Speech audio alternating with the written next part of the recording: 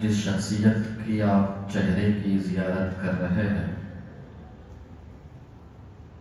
چند شخصیات اور کچھ خاص لوگ ایسے ہوتے ہیں جن کا کوئی بھی انٹروڈکشن یا تعارف کی ضرورت نہیں ہوتی، چہرہ ہی بتا دیتا ہے کہ تعلق کس خاندان سے ہے۔ اور یہ وہی خاندان سے ہے جس کو ہم آل رسول کہتے ہیں، اولاد غوث اعظم ہیں اور تارک السلطنت محبوب یزدانی میر کبیر اوحد الدین سلطان سید اشرف جہانگیر سمنانی کے سجادہ نشین۔ اس ملک کی سرزمین پر جو روحانیت کی راجدھانی ہے اس کو ہم کے چوچا شریف کے نام سے جانتے اور پہچانتے ہیں۔ الفاتحہ علی روح النبی صلی اللہ تعالی علیہ وسلم وعلی آلہ واصحابہ الکرام۔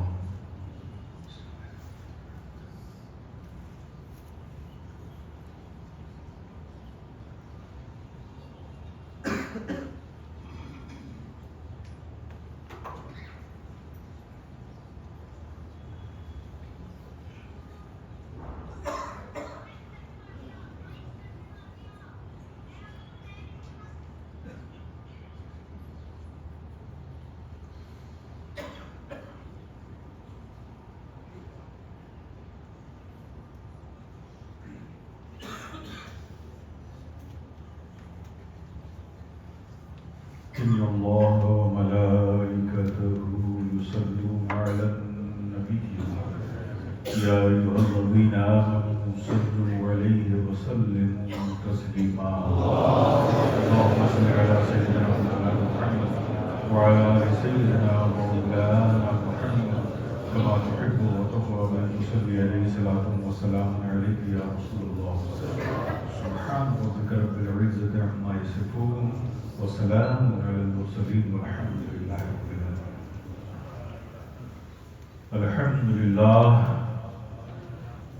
الحمد لله نعبده ونستعينه ونستغفره ونؤمن به ونتوكل عليه ونعوذ بالله من شرور أنفسنا ومن سيئات أعمالنا، من يهده الله فلا مضل له ومن يضلل فلا هادي له، ونشهد أن لا إله إلا الله وحده لا شريك له، ونشهد أن محمدا عبده ورسوله۔ أما بعد، وأعوذ بالله من الشيطان الرجيم، بسم الله الرحمن الرحيم۔ ألا إن أولياء الله لا خوف عليهم ولا هم يحزنون الذين آمنوا وكانوا يتقون۔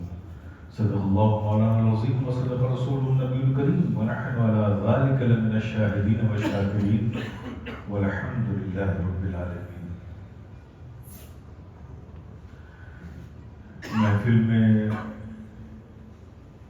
تشریف فرما علماء کرام، ائمہ کرام اور دور و نزدیک سے آئے ہوئے آپ پیارے پیارے سنی مسلمان، آئیے سب سے پہلے پورے حضور قلب کے ساتھ اپنے قلب کو عشق و محبت سے سرشار کر کے، مدینہ کی پربہار گلیوں کا تصور کر کے، گنبد خضرا کے حسین تصورات میں کھو کر، تاجدار مدینہ راحت قلب و سینہ صلی اللہ تعالیٰ علیہ وسلم کے حضور محبت سے جی لگا کر پوری ایمانداری و دیانتداری کے ساتھ درود پاک پڑھ رہے ہیں۔ اللہم صلی علی سیدنا محمد وعلی آل سیدنا مولانا محمد كما تحب وترضى بأن تصلي عليه الصلاة والسلام عليك يا رسول الله. ایک بار اور ذرا محبت سے درود پاک پڑھیں. اللهم صل على سيدنا مولانا محمد وعلى آل سيدنا مولانا محمد كما تحب وترضى بأن تصلي عليه الصلاة والسلام عليك يا رسول الله. ایک بار اور محبت سے نبی اور آل نبی پر صلی اللہ علیہ نبی وآلہ صلی اللہ علیہ وسلم. صلاۃ و سلام علیک یا رسول اللہ، صلاۃ و سلام علیک یا حبیب اللہ، صلاۃ و سلام علیک یا نبی اللہ. ٹھیک ہے آواز آ رہی ہے. حضرات، آپ سب اس بزم محبت میں تشریف لائے. یہ فقیر اشرفی نداء جیلانی رب کے حضور دعا کرتا ہے کہ مولا کریم آپ سب کا یہاں آنا آپ کے لیے مبارک فرمائے اور اس محفل کی برکتیں نعمتیں آپ کو اور آپ کے آنے والی نسلوں کو عطا فرمائے. حضرات،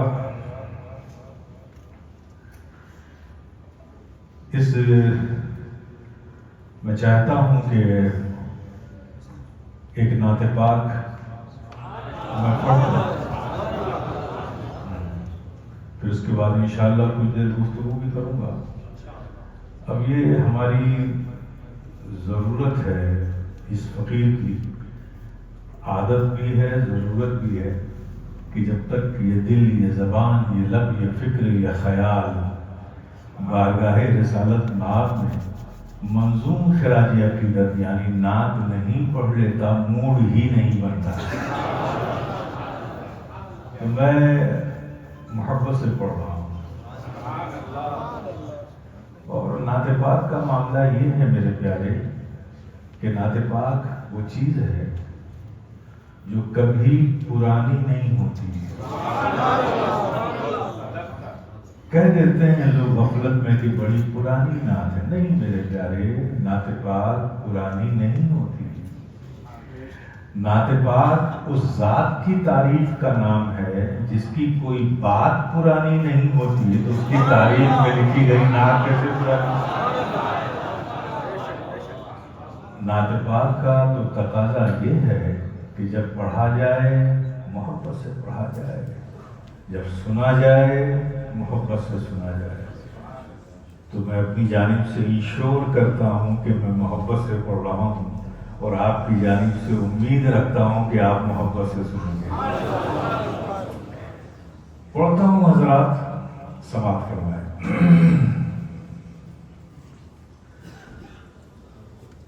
زمین کا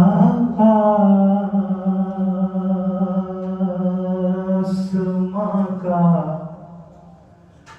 عرش کا جلوہ نظر آیا. زمین کا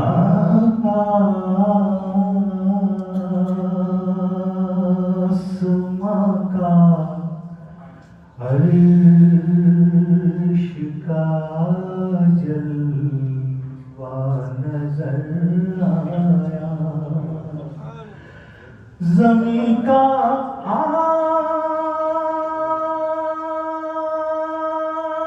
آسماں کا عرش کا جلوہ نظر آیا. ہجوم یاد مولا میں ہمیں کیا کیا نظر آیا. ہجوم یاد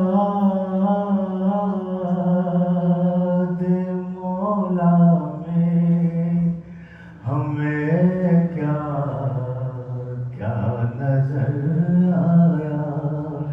زمین کا آسماں کا عرش کا جلوہ نظر آیا. اور حضرات حقیقت کا یہ شعر ہے، سماعت فرمائیں۔ نشاط زندگی میں ڈوبنے والے بھی کہتے ہیں، نشاط زندگی میں ڈوبنے والے بھی کہتے ہیں، مصیبت میں ہمیشہ رحمتوں والا نظر آیا، مصیبت میں ہمیشہ رحمتوں والا نظر آیا، ہجوم یاد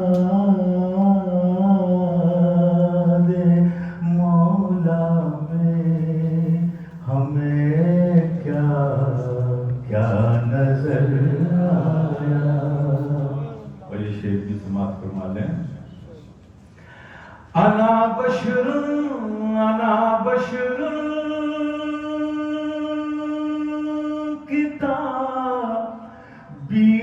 کتابیروں سے دیوانے الجھتے ہیں، انا بشر کتابیروں سے دیوانے الجھتے ہیں، وہ ایک راز مشیت تھا جو باپردہ نظر آیا، وہ ایک راز مشیت تھا جو باپردہ نظر آیا، ہجوم یاد مولا میں ہمیں کیا کیا نظر آیا۔ اور حاصل نعت ہے یہ شعر، سماعت فرمائیں۔ تمہارے ذکر کی رفعت علم نشرح میں ہے، لیکن تمہارے ذکر کی رفعت علم نشرح میں ہے، لیکن ہمیں تو سارے قرآن میں تیرا چرچا نظر آیا، ہمیں تو سارے قرآن میں تیرا چرچا نظر آیا، ہجوم یاد مولا میں ہمیں کیا کیا نظر آیا۔ ایک بار اور اللہ جی لگا کے رکھنے پاک فرمائیں۔ اللہم صلی علی سیدنا محمد وعلی آل سیدنا محمد كما تحب وترضى بن تصلي عليه صلاة وسلام عليك يا رسول الله، صلاة وسلام عليك يا حبيب الله، صلاة وسلام عليك يا نبي الله۔ حضرات، آپ سب کے علم میں ہوگا میں ایک خانگاہی آدمی ہوں، کوئی پروفیشنل خطیب نہیں ہوں، اپنا تو بس ایک ہی کام ہے یہی صبح ہے یہی شام ہے. وہ کیا ہے کہ سنا سنا کے تیرے عشق کے ترانے کو، سنا سنا کے تیرے عشق کے ترانے کو، لگا رہا ہوں تیری راہ پہ زمانے کو. آج کی اس محفل کا انعقاد، اس کے دو پہلو ہیں. ایک تو حضرت گیسو دراز بندہ نواز علیہ رحمت و رضوان کا ذکر خیر، ان کی زندگی کی کچھ پہلو، اور دوسری چیز یہ ہے کہ اصلاح عمل، ہم ایک اچھے انسان کیسے بنے، انسان ہے تو مسلمان کیسے بنے، یہ ہماری ذمہ داریاں کیا ہیں ایز اے مسلم. تو ایک پہلو پر مولانا پیر نواز صاحب نے بتایا، اور بحمدہ تعالی حدیث قدسی ہے، عند ذکر الصالحین تنزل الرحمہ. جہاں صالحین کا ذکر ہوتا ہے وہاں اللہ کی رحمت کا نزول ہوتا ہے. تو اس وقت صرف اس مسجد کی چھت کے نیچے نہیں بیٹھے ہیں، آپ اللہ کی رحمتوں کے نزول کے سائے میں بیٹھے ہیں. میں چاہتا ہوں کہ بزرگوں کے حوالے سے تو یہ بات اکثر سنتے ہیں، اور ان کی زندگی کے حالات پر جب کوئی گفتگو ہوتی ہے تو ان کی کرامتوں کا ذکر ہوتا ہے نا، اور بات ختم ہو جاتی ہے.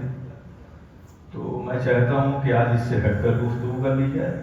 کرامتیں تو آپ نے پہلے بھی سنی ہوں گی، پھر سن لیں گے، ہے نا. میرے بھائی، میں آج آپ کے حوالے کچھ باتیں یہ کرنا چاہتا ہوں کہ یہ ولی ہوتا کون ہے، اور ولی بنتے کیسے ہیں، اور ولی کی ذمہ داریاں کیا کیا ہیں، ان کا ورک کیا ہے. اب ظاہر ہے کہ قرآن میں اللہ نے جس انداز پر خطاب فرمایا، الا ان اولیاء اللہ لا خوف علیہم ولا هم یحزنون. الا be conscious, be alert، ہوشیار، خبردار. These are my friends، یہ میرے دوست ہیں. دوستوں کا انٹروڈکشن کرا رہا ہے، تعارف کرا رہا ہے، پہچان بتا رہا ہے.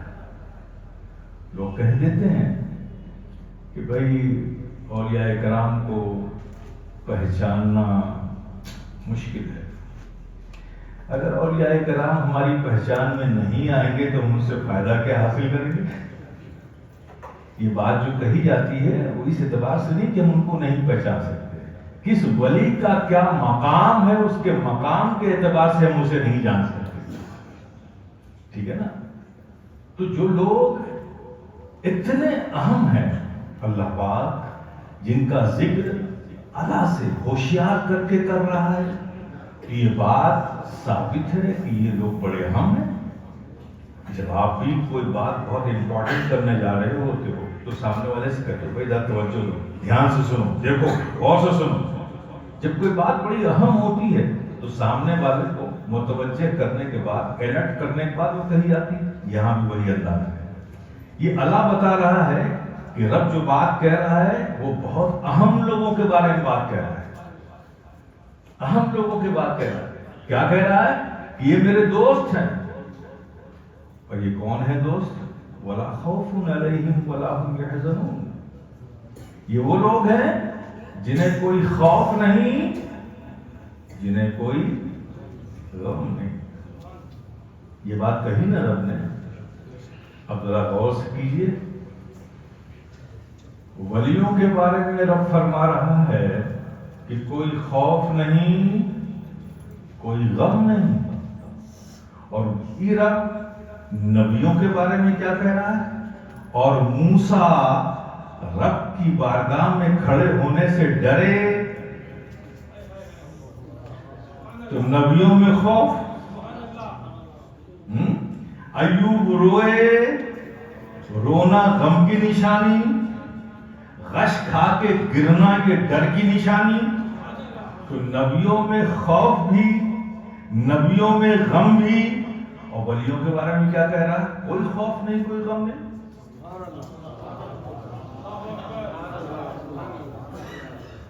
تو میرے پیارے، نبوت افضل ہے کہ ولایت؟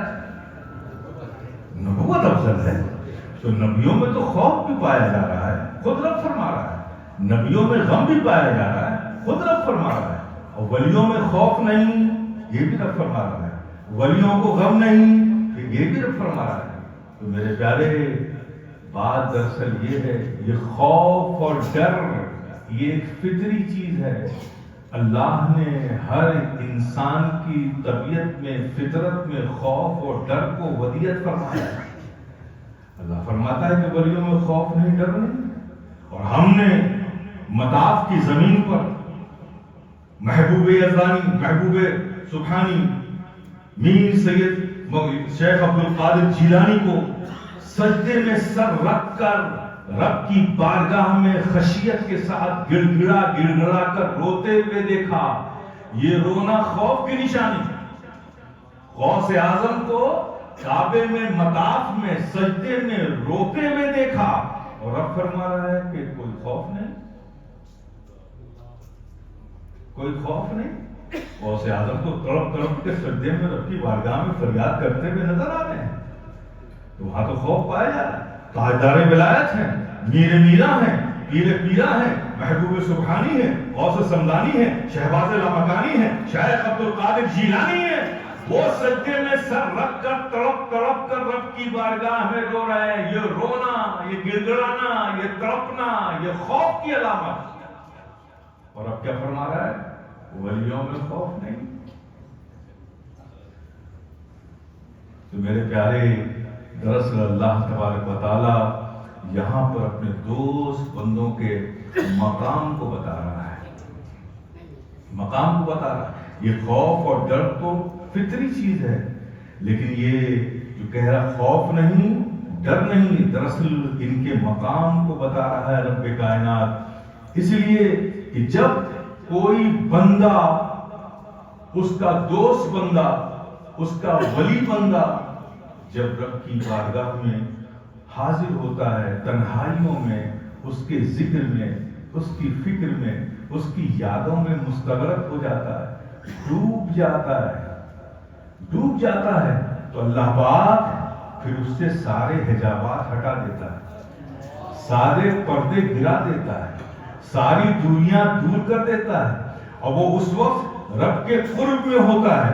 اللہ پاک اس مقام کا ذکر کر رہا ہے کہ جب یہ بندہ، دوست بندہ میری یادوں میں مستغرق ہوتا ہے، منہمک ہوتا ہے، میری یادوں میں کھو جاتا ہے، تو میں ساری دنیا دور کر دیتا ہوں، سارے پردے ہٹا دیتا ہوں، سارے حجابات گرا دیتا ہوں، اور میرے قرب خاص میں ہوتا ہے۔ تو اس وقت انہیں نہ کوئی خوف ہوتا ہے، نہ کوئی غم ہوتا ہے۔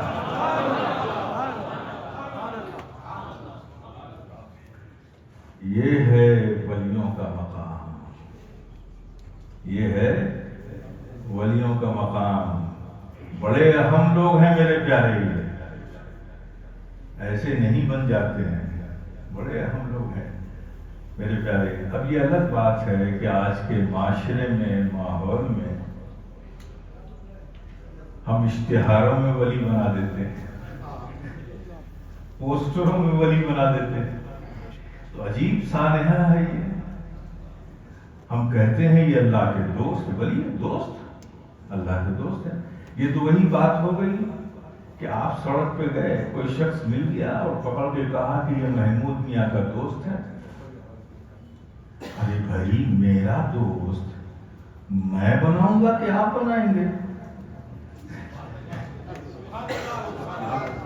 میرا دوست تو میں بناؤں گا نا، تو اللہ کا دوست اللہ بنائے گا، تو پھر ایسی کوششیں آپ کیوں کر رہے ہیں؟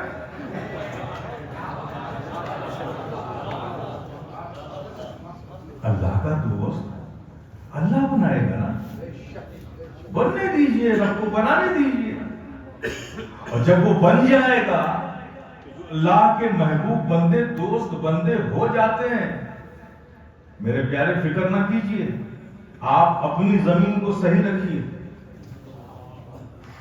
کیونکہ جیسی زمین آپ کی ہوگی ویسے ہی بیج ڈالی جائے گی۔ اوسر اور بنجر زمین پر کوئی دانہ نہیں ڈالتا جس میں پیدا ہونے کی کوئی امید ہی نہ ہو۔ آپ اپنے میں صدق رکھیے، اپنے عمل کو صاف ستھرا رکھیے، اپنے اخلاص میں صدق رکھیے، رضا الہی کا ذوق و جذبہ رکھیے میرے پیارے۔ تو پھر ایسا ہے کہ اللہ پاک اپنے ان دوست بندوں کی محبتوں کو، تعظیم کو، تکریم کو، ادب کو، احترام کو آپ کے سینوں میں ڈال دے گا۔ ایسا نہیں ہے، یہ بڑے اہم لوگ ہیں، ان کی اہمیت کا اندازہ بتاؤں آپ کو۔ جب تک روئے زمین پر اللہ کا یہ ایک دوست بندہ ہے، قیامت نہیں آئے گی۔ یہ ایسے ہیں، اور ضرورت، ان کی ضرورت کتنی ہے؟ جب تک ایک انسان روئے زمین پر موجود ہے، اللہ کے دوست بندوں کی ضرورت باقی ہے۔ یہ بڑے اہم لوگ ہیں میرے پیارے، ان کا کام بھی بڑا اہم ہے، دنیا میں ان کا رول بھی بڑا اہم ہے، ان کا وقت بھی بڑا اہم ہے۔ یہ الگ بات ہے کہ ہم آج کے ماحول میں سمجھتے یہی ہیں کہ اولیاء کرام کا کام یہی ہے کہ بس ان کی بارگاہوں میں جایا جائے، دعا کی جائے، رزق میں برکت کے لیے، تجارت میں ترقی کے لیے، بے اولاد اولاد کے لیے، پریشانیوں سے نجات کے لیے۔ ہم سمجھتے ہیں کہ اولیاء کرام کا کام بس یہی ہے۔ نہیں میرے پیارے، یہ بڑی اہم جماعت ہے جسے اللہ نے روئے زمین پر رکھا ہے۔ جب یہ اہم جماعت ہے، ان کا ذکر بھی بڑی اہمیت کے ساتھ رب نے کیا ہے، تو ان کا ورک بھی بڑا اہم ہوگا، زمین پر ان کا رول بھی بہت اہم ہوگا، ان کا ورک بھی بڑا اہم ہوگا میرے پیارے۔ یہ جو اولیاء کرام کی بارگاہوں میں ہم جاتے ہیں یہی سمجھ کے جاتے ہیں کہ چلو بھائی دعا کریں گے ہمارا کام ہو جائے گا، لیکن میں بتا دوں یہ جو جاتے ہیں آپ کرتے ہیں نا، یہ ان کا مین ورک نہیں ہے، یہ مین ورک نہیں ہے، زمین پر ان کا یہی مین رول نہیں ہے، اللہ نے صرف اس کام کے لیے رکھا، یہ ان کا ایک ایڈیشنل ورک ہے، جزوی کام ہے۔ آپ آتے ہو، روتے بلکتے ہو، پریشانیوں سے تنگ آ کر کے ان بارگاہوں، یہ لوگ بڑے سوفٹیکیٹڈ ہیں، بڑے دیالو ہیں، بڑے رحم دل ہیں۔ آپ ان کی بارگاہوں میں جاتے ہو، روتے ہو، آنسو بہاتے ہو، وہ اپنی تربت سے آپ کے رونے کو، پریشان ہونے کو، تڑپنے کو دیکھتے ہیں، دیالو ہے، ان کو رحم آ جاتا ہے، اور یہ رحم آ جاتا ہے تو یہ بھی اپنی تربتوں میں رب کے حضور ہاتھ اٹھا دیتے ہیں، اللہ ان کی دعا قبول کر لیتا ہے، آپ کا کام ہو جاتا ہے۔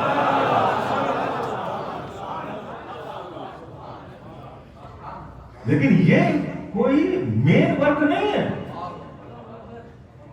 یہ ان کا جزوی کام ہے، ایڈیشنل ورک ہے۔ تو ان کا مین ورک کیا ہے؟ اللہ نے صرف اسی کام کے لیے روئے زمین پر ان کو نہیں رکھا ہے۔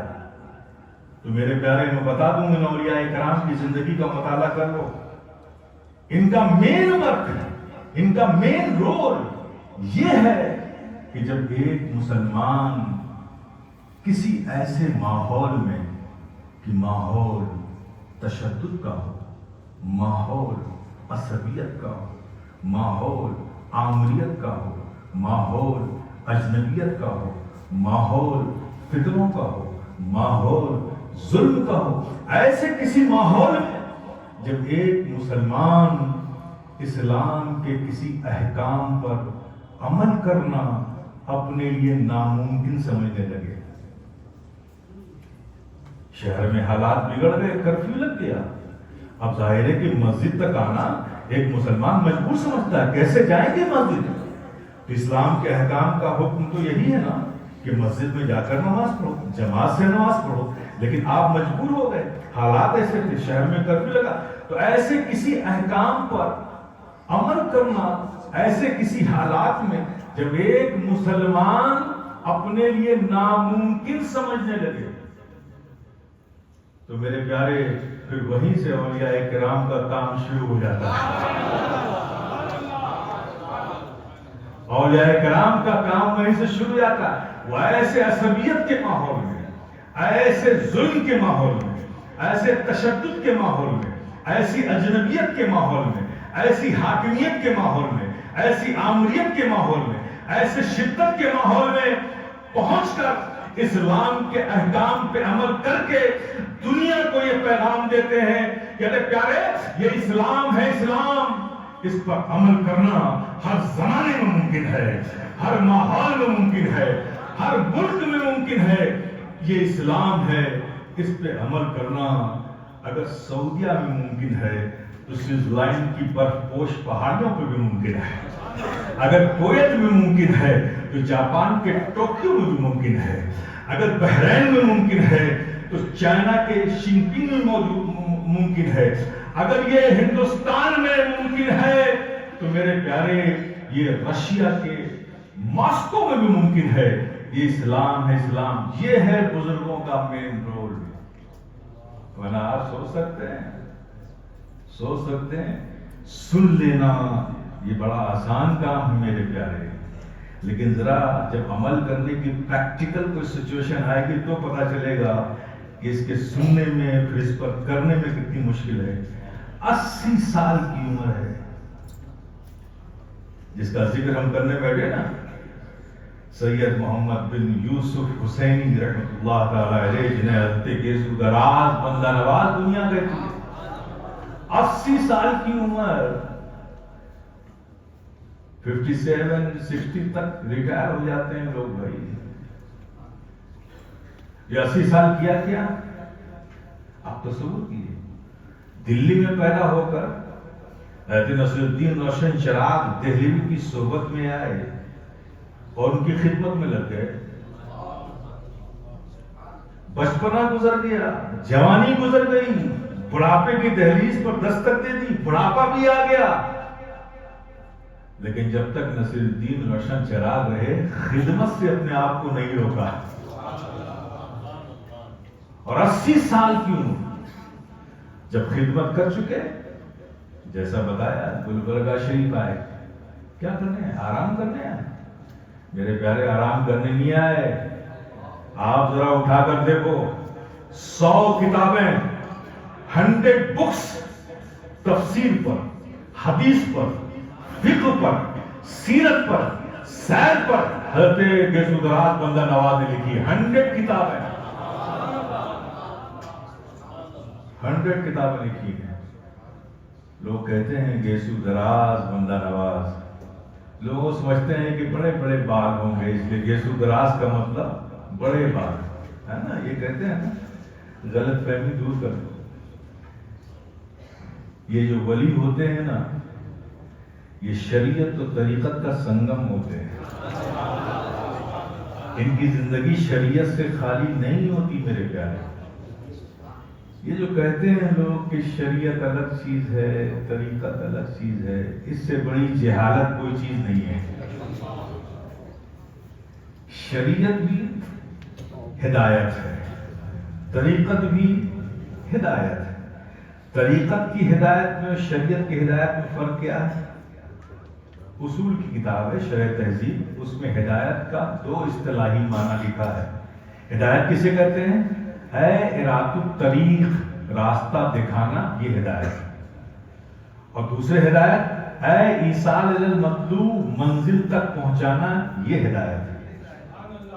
تو یہ جو شریعت ہے، شریعت کے اصول ہیں، ضابطے ہیں، احکام ہیں، یہ سب منزل کا پتہ بتاتے ہیں. اور یہ جو خانقاہوں میں بیٹھے ہوئے اولیاء کرام ہیں، یہ وہ لوگ ہیں جو ایصال المطلوب، منزل تک پہنچاتے ہیں. یہ منزل تک پہنچانے. اب ذرا بتاؤ انصاف سے بولو، جسے منزل کا پتہ خود نہیں معلوم ہوگا وہ آپ کو منزل تک کیا پہنچائے گا؟ پہلے منزل جانو گے نا، تب منزل کی طرف سفر کرو گے. اب یہی وجہ ہے مدرسے جو پڑھائے جاتے ہیں اس میں وہ منزل کا پتہ بتاتے ہیں، اور خانقاہیں وہ ہیں جو منزل تک پہنچاتی ہیں. کیونکہ خانقاہ میں بیٹھنے والا منزل کا پتہ جان چکا ہے، اور منزل کا سفر کر کے منزل پہ پہنچ گیا ہے، اس لیے لوگوں کو پہنچاتا ہے۔ اس لیے کسی منزل کا پتہ جان لینے سے آپ منزل تک پہنچ جاؤ گے، یہ شیور نہیں ہے۔ میں کہوں کہ آپ کو فلاں جگہ جانا ہے، پہلے اسٹریٹ جائیے گا 500 میٹرز، پھر لیفٹ مل جائے گا 200 میٹرز، پھر رائٹ مل جائے گا 300 میٹرز، پھر آگے ایک اور لمبی گلی آئے گی، اس کو کراس کیجیے گا، پھر آپ اسٹریٹ روڈ پہ آ جائیے گا، پھر وہاں سے 400 میٹر اور آگے جائیے گا، پھر آپ کو فلاں ایک سائن ملے گا۔ یہ سب بتا تو دیا آپ کو، لیکن اگر راستے میں کوئی اور دوسرا راستہ آپ کو دکھ گیا تو کنفیوژن ہو سکتا ہے نا۔ تو منزل کا پتہ جان لینے میں آپ منزل تک پہنچیں گے، یہ شیورٹی نہیں ہے۔ لیکن اگر کوئی ایسا ساتھی ہو جائے جو منزل تک جا چکا ہو،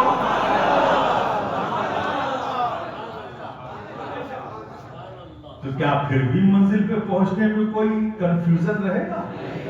تو یہ اولیاء کرام وہ لوگ ہیں جنہوں نے منزل کا پتہ بھی جانا اور منزل تک پہنچے بھی، اب لوگوں کو پہنچا رہے ہیں۔ تو جتنے بھی اولیاء کرام ہیں یہ شریعت سے غافل نہیں ہے، یہ شریعت کی بھی شہسوار ہے۔ آپ دیکھو نا، 100 کتاب لکھی، 100 بکس۔ حضرت بیسودرات بندہ نواز نے، اللہ اکبر، کیا علمی جلالت تھی۔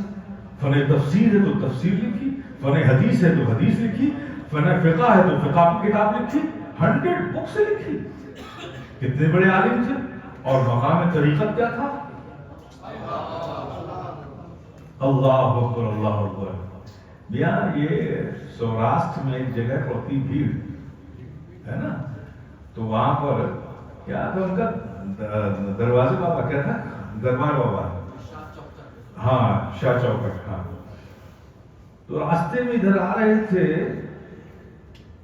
تو ان کی بارگاہ کسی نے بتایا کہ یہاں ایک صاحب دل، صاحب بزرگ رہتے ہیں یہاں پر۔ تو رہتے کہ سدرات بندہ نواز رہتے ہیں تو چلو مل لیتے، سمجھ گئے؟ تو صاحب چوکھٹ بزرگ کہلاتے تھے، مشہور اسی نام سے تھے۔ لیکن ان کا جو دروازہ تھا جہاں وہ اندر بیٹھتے تھے حجرا، اس کا دروازہ بڑا چھوٹا تھا، سمجھ گئے نا؟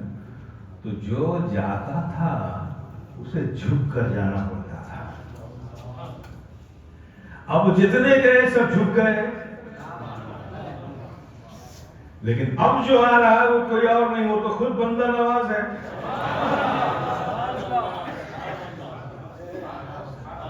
وہ تو خود نوازنے کے لیے رب نے اسے رکھا ہے بندوں کو۔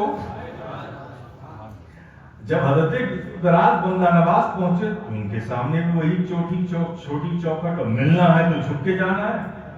آپ گئے، آپ نے دروازے کی طرف دیکھا، دروازہ بلند بھی ہو گیا، کشادہ بھی ہو گیا۔ آپ سمجھ رہے؟ یہ مقام تھا، مقام تھا۔ اللہ اکبر، اللہ اکبر۔ اس کے بعد دیکھیے، اور یہ مقام ملتا کیسے ہے؟ عموماً لوگ سمجھتے ہیں کہ حضرت گیسو دراز کے بڑے بال ہوں گے، میرے پیارے وہ شریعت والے تھے۔ شریعت نے بال کے بڑے ہونے کی ایک حد قائم کی ہے، اور وہ شریعت کے خلاف کر ہی نہیں سکتے۔ وہ تو خود ایک شریعت کے ماڈول تھے۔ اگر جو کتاب میں لکھا ہے پڑھنے والا پڑھ نہیں سکتا تو ان کی زندگی کو دیکھ لے، شریعت سمجھ میں آ جائے گی۔ ان کو جو گیسو دراز کہا گیا وجہ یہ تھی، میں بتا دوں گا۔ آپ اپنے پیر و مرشد حضرت نصیر الدین اور شاہ چراغ کی خدمت میں ہر وقت رہا کریں اور بے پناہ لگاؤ۔ دیکھو یہ پیری مریدی کا مسئلہ، یہ بالکل ڈیوٹی ہوئے انسان اپنے آپ کو سپرد کر دے تو پھر کچھ اگتا ہے اس میں۔ حال یہ تھا کہ ایک بار نصیر الدین اور شاہ چراغ پالکی سے جا رہے تھے، اور حضرت گیسو دراز بندہ نواز پالکی اٹھائے ہوئے تھے، چلے جا رہے تھے، پالکی رکھی گئی، حضرت نصیر الدین اور شاہ چراغ باہر نکلے۔ جب انہوں نے اپنی پالکی، ان کی پالکی سے اپنے آپ کو الگ کیا تو آپ کے 2 بال پالکی میں الجھ گئے۔ کیا ہوا؟ الجھ گئے۔ الجھ گئے تو جو بال ان کے شیخ کی پالکی میں الجھے تھے اسے انہوں نے حفاظت سے نکالا اور اس بال کو کبھی کٹوائے نہیں، اسے بڑھنے دیا۔ تو حضرت گیسو دراز کے دو بال جو بڑے تھے، دراز تھے، اسی وجہ سے ان کو گیسو دراز بندہ نواز کہا، اور وہ بھی شیخ کی نشانی تھی کہ یہ کوئی اور بال نہیں ہے جو بڑے ہیں، یہ وہ ہیں جو شیخ کی پالکی میں الجھے تھے، شیخ کی محبت میں۔ یہ کمال حاصل ہوتا ہے میرے پیارے، یہ لوگ ایسے نہیں ہوتے، یہ لوگ شریعت اور طریقت کے سنگم ہوتے ہیں، ٹھیک ہے نا؟ یاد رکھیے یہ بڑا اہم لوگ ہیں، یہ بڑے عظیم لوگ ہیں، ان کی زندگی صرف رضائے الہی کے لیے ہوتی ہے۔ کوئی ولی، یاد رکھیے گا، یہ کرامت جو ہوتی ہے نا، کرامت اپنی ذات کے لیے نہیں دکھاتا کوئی ولی، اپنی شناخت کے لیے نہیں ہوتا۔ ولی جو ہم میں ہے نا، اس کا کام کیا ہے کہ وہ ولی جو ہوتا ہے وہ بھٹکے ہوئے انسانوں کو ہدایت دے کر، اس کی اصلاح کر کے اسے کے حضور پہنچاتا ہے۔ وہ تو آیا ہے، دنیا میں رکھا گیا ہے کہ لوگوں کو، بھٹکے ہوئے انسانوں کو رب کے قریب کرے۔ اگر وہ خود اپنے قریب کرنے لگے تو رب کے درمیان وہ خود آ جائے گا نا۔ یہی وجہ ہے میرے پیارے کہ ایک انسان اپنے صدر عورت کو جس کمال کے ساتھ چھپاتا ہے، جس درجہ چھپاتا ہے، احتیاط کرتا ہے، اس سے زیادہ ایک ولی اپنی کرامت کو چھپاتا ہے۔ چونکہ انسان کمزور ہے، اگر وہ کرامتیں دیکھ لے گا تو وہ سب کچھ مجھے مان بیٹھے گا، اور میں تو انسانوں کو رب کے حضور پہنچانے آیا۔ تو ولی کرامتوں کو دکھاتا نہیں ہے، کبھی کبھی کرامتیں اس سے صادر ہوتی ہیں، وہ کب؟ احقاق حق کے لیے اور ابطال باطل کے لیے کرامتوں کا ظہور ہوتا ہے، ورنہ کوئی ولی اپنی ذات کی نمایاں کرنے کے لیے کوئی کرامت نہیں دکھاتا۔ یہ چھو چھا ہو ہا یہ اسلام نہیں میرے پیارے۔ میں کہتا ہوں کہ روئے زمین ولیوں سے خالی نہیں ہے، ولیوں سے خالی نہیں ہے۔ اگر آپ چاہتے ہو اللہ کے ان سچے نیک دوست بندوں تک رسائی، تو میرے پیارے اپنے دل کی زمین کو صاف کرو۔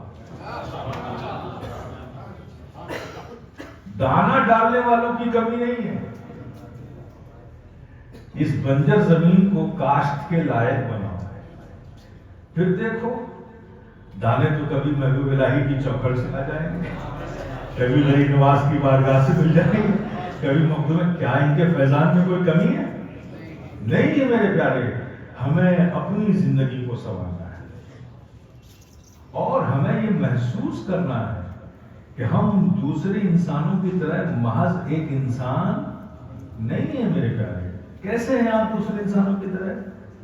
کیا اللہ نے کسی دوسری قوم کو یہ کہا ہے اس کے بارے میں کنتم خیر امتی اخرجت للناس، تم ہی بہترین امت ہو جسے ہم نے لوگوں سے نکالا ہے؟ یہ خیر امت کا تاج کہ اللہ نے کسی جاپانیز کے سر پر رکھا ہے، کسی امریکنز کے سر پر رکھا ہے، کسی برٹشرز کے سر پر رکھا ہے، کسی جرمن کے سر پر رکھا ہے، کسی اسپینش کے سر پر رکھا ہے، کسی رشین کے سر پر رکھا ہے؟ نہیں، اللہ نے یہ خیر امت کا تاج اپنے محبوب کی امت کے سر پہ رکھا ہے۔ تمہیں کہاں ہے خیر امت؟ تو خیر امت ہو اور لوگوں کی طرح زندگی جی رہے، کھانا ہے، کھانا ہے، گھر بنانا ہے، ایسٹس تیار کرنا ہے، اور اپنے بعد ایک سکسیسر چھوڑ کے دنیا سے جانا ہے۔ یہ تو دنیا کر رہی ہے۔ نہیں میرے پیارے، تم روئے زمین پر صرف اس کام کے لیے نہیں رکھے گئے، تم دین کے سپاہی ہو، اسلام کے مبلغ ہو۔ یہ تبلیغ، یہ ہدایت کا کام کسی خاص طبقے، یہ برہمنوں کا کوئی دھرم نہیں ہے، یہ اسلام ہے۔ یہ تو ان کے دھرم میں ہے کہ سورگ اندر کی چابی برہمنوں کے ہاتھ میں ہے۔ اسلام ہے، ہر شخص دین کا مبلغ ہے، ہر شخص دین کا سپاہی ہے۔ پہلے اپنے آپ کو دیندار بناؤ، اپنے قلب کی زمین کو صاف کرو. میرے پیارے آج بھی کوئی کمی نہیں ہے میرے پیارے, کوئی کمی نہیں. نہ رب کے فضل میں کچھ کمی ہے, نہ آقا کی شفقتوں میں کچھ کمی ہے, ادھر سے فیضان میں کوئی کمی نہیں ہے. کمی جو کچھ بھی ہے وہ ہماری اپنی زندگی میں کمی ہے. اپنے صبح کے شام کے معمولات کو ہم نے دوسری طرف ڈائیورٹ کر رکھا ہے. کیا کمی ہے میرے پیارے؟ کیا قرآن کی تلاوتوں کی برکتوں میں کچھ کمی آ گئی؟ کیا سجدوں کے فیضان میں کچھ کمی آ گئی؟ کیا نماز کے فیضان میں برکتوں میں کچھ کمی آ گئی؟ کیا رب کے فضل میں کچھ کمی آ گئی؟ کوئی کمی نہیں ہے. میں آپ کے یقین کو تقویت دینے کے لیے یہ بات کہتا ہوں, کوئی کمی نہیں میرے پیارے. اس صحابہ کی مقدس جماعت باعظمت ہے. ان کو جو عظمتیں حاصل ہیں وہ کسی کو حاصل نہیں ہو سکتی. ان کے زمانے کو جو عظمتیں حاصل ہیں وہ کسی زمانے کو نہیں حاصل ہو سکتی. لیکن ان مقدس صحابہ کی مقدس جماعت کی بارگاہ میں یہ فقیر شفیع گدائے جیلانی تحدیث نعمت کے طور پر دست بستہ عرض کرے گا کہ حضور آپ عظیم, آپ کا زمانہ عظیم. یقیناً رب کا آپ پر بڑا فضل ہے کہ آپ کو اتنا عظیم زمانہ ملا, نبی کی صحبت ملی, نبی ملے, آپ نے نبی کو دیکھا, یہ عظیم فضل ہے رب کا. لیکن حضور ہم سمجھتے ہیں کہ ہم پر بھی رب کا فضل کچھ کم نہیں. اے صحابہ کی مقدس جماعت, آپ عظیم, آپ کا زمانہ عظیم, یقیناً رب کا فضل آپ پر بہت ہے. لیکن ہم سمجھتے ہیں کہ ہم پر بھی رب کا فضل کچھ کم نہیں, اس لیے کہ آپ نے نبی کو دیکھا, ایمان ملا, نبی کا روح زیبا دیکھا, ایمان ملا, جانوروں کو تکلم کرتے دیکھا, ایمان ملا, آپ کو ممبر مسجد پہ ممبر نبی کے مسجد پر بیٹھ کر لوگوں نے فیصلہ کرتا دیکھا, ایمان ملا, نبی کی شفقتیں دیکھی, ایمان ملا, نبی کا کرم دیکھا, ایمان ملا, نبی کی زلف عنبری دیکھی, ایمان ملا, نبی کا تکلم دیکھا, ایمان ملا, نبی کا اٹھنا بیٹھنا دیکھا, ایمان ملا, نبی کی معیت دیکھی, ایمان ملا, کمزوریوں کو کلمہ پڑھتے دیکھا, ایمان ملا, سورج کو پلٹتے دیکھا, ایمان ملا, پیروں کو جھکتے دیکھا, ایمان ملا. حضور یقیناً یہ رب کا فضل ہے آپ پر, لیکن ہم سمجھتے ہیں کہ ہم پر بھی رب کا فضل کچھ کم اس لیے نہیں ہے کہ ہم نے کچھ نہیں دیکھا پھر بھی ایمان ملا.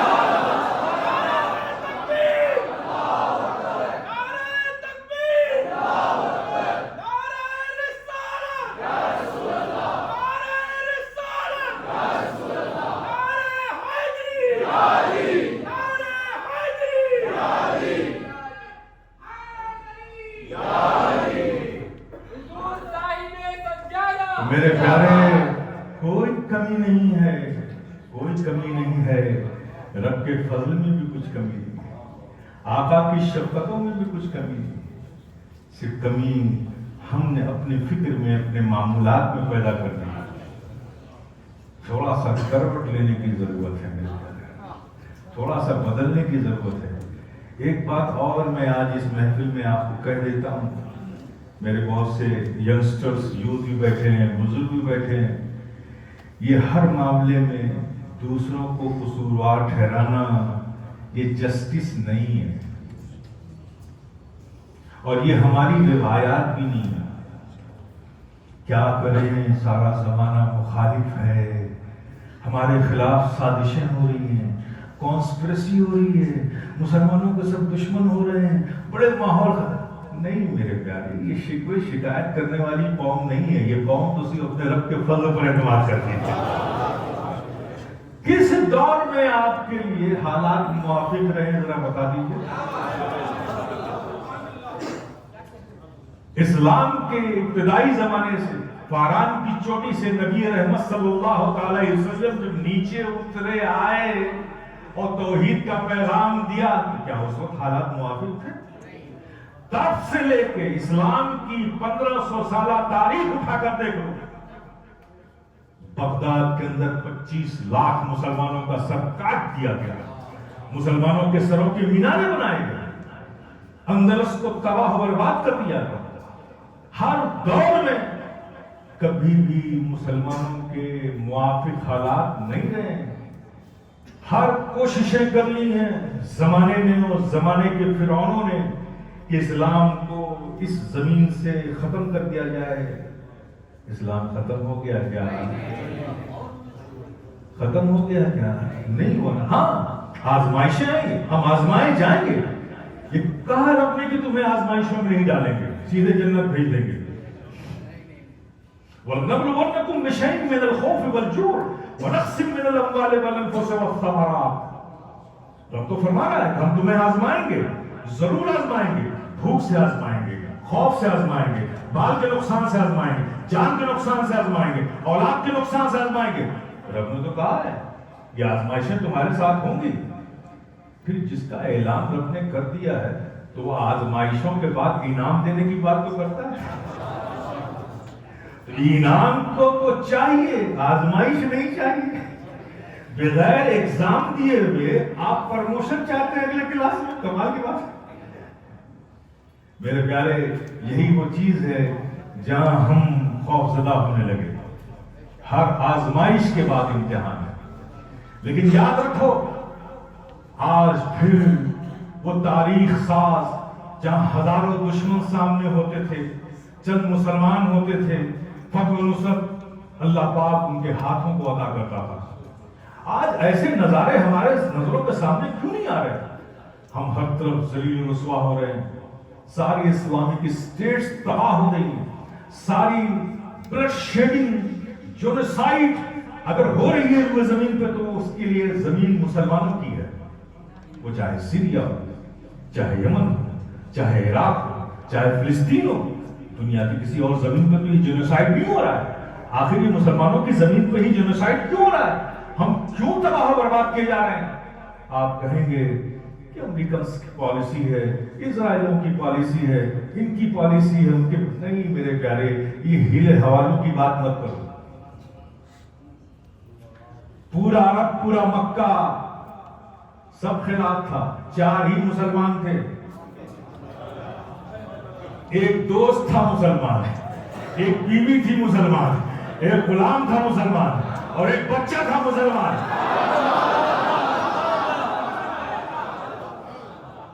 جب چاروں کو ساری دنیا تاریکیوں میں ڈوبی ہوئی تھی، جب 4 کو نہیں مٹا سکے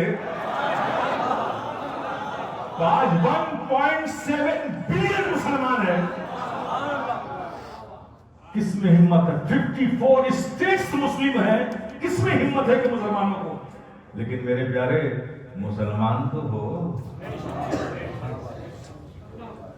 فتح و نصرت کا وعدہ مومنوں کے لیے ہے، مومنوں کے لیے.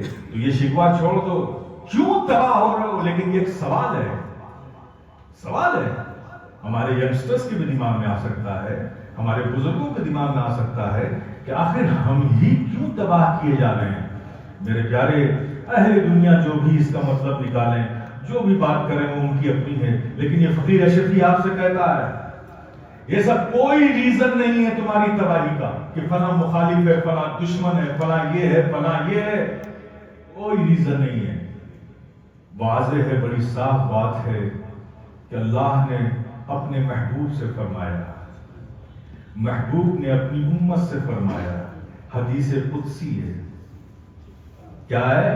حدیث قدسی ہے. رب فرماتا ہے محبوب سے، محبوب نے فرمایا امت سے. کیا ہے؟ الدنیا خلقت لکم. یہ رب نے فرمایا. کیا محبوب فرما دو کہ دنیا ہم نے تمہارے لیے بنائی ہے. اب دنیا خلقت لکم، دنیا ہم نے تمہارے لیے بنائی ہے. تو میرے پیارے تو اصول ضابطہ یہ ہے کہ جو کچھ بھی دنیا میں ہے وہ انسان کے لیے بنی ہے، ہمارے لیے بنی ہے. اور یہ بھی صحیح ہے کہ جو ہمارے استعمال میں نہیں آتی اسے ہم سیف فریز میں یا گھر میں نہیں رکھتے.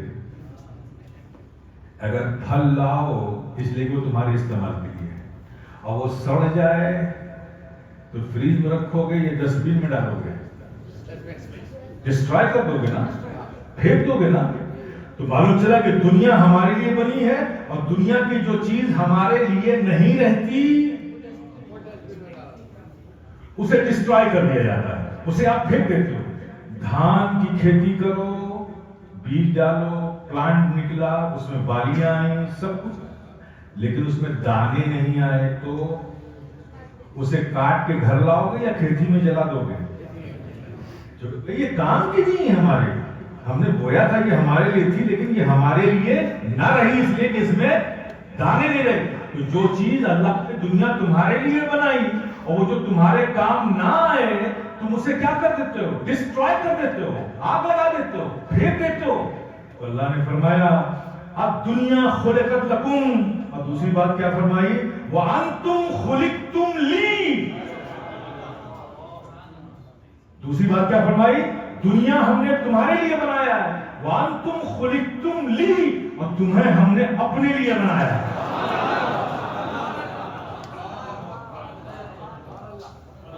تمہیں ہم نے اپنے لیے بنایا ہے۔ تو جس طرح سے دنیا تمہارے لیے بنی تھی اور دنیا کی کوئی چیز تمہارے کام نہ آئے تو تم اسے تھرو کر دیتے ہو، پھینک دیتے ہو، ڈسٹ بن میں ڈال دیتے ہو، آگ لگا دیتے ہو، تو تمہیں تو رب نے اپنے لیے بنایا تھا۔ جب تم اس کے لیے نہ رہے تو دنیا تمہیں بھی تھرو کر رہی ہے، تباہ کر رہی ہے، جلا رہی ہے، تمہارے گھروں کو برباد کر رہی ہے۔ اگر اس ظلم و تشدد و بربریت اور عصبیت سے، اس جنوسائیڈ سے، اس بلڈ شیڈنگ سے عزت کی زندگی پانا چاہتے ہو میرے پیارے، تو کوئی وے نہیں، نو وے، اونلی ون وے، کہ اپنے رب کو راضی کرو، اپنے رب کو راضی کرو میرے پیارے۔ رب کی رضا حاصل کر لو گے تو یہاں بھی کامیاب رہو گے، وہاں بھی کامیاب رہو گے۔ کوئی چیز دین میں، اسلام میں ہیڈن نہیں ہے، ہر چیز، ہر کنسپٹ کو اللہ نے اور اس کے پیارے محبوب صلی اللہ تعالی علیہ وسلم نے کلیئر کر دیا ہے۔